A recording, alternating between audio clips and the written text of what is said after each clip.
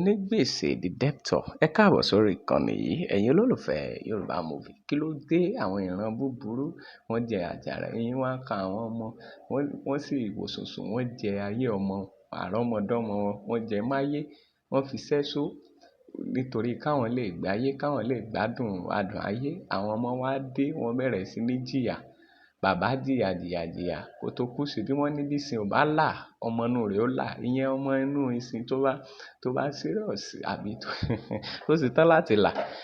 Ẹ wo bàbá wọn bó ṣe jìyà tó, ó tún jẹ àwọn ènìyàn ló. Síbẹ̀ àwọn ọmọ náà wá jìyà.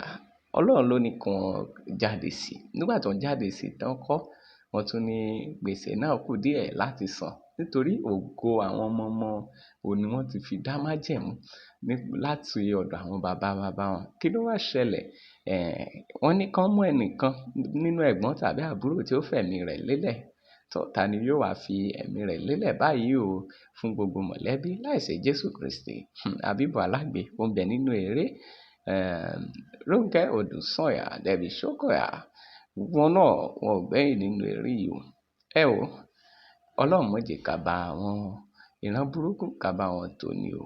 Ẹni tó bá sì wà nírú ipò báyìí, mo gbàdúrà wípé Ọlọ́run yóò yọ jáde o. Àánú yóò fọhùn fún oníkálukú nínú ìdílé tí a bá ti jáde.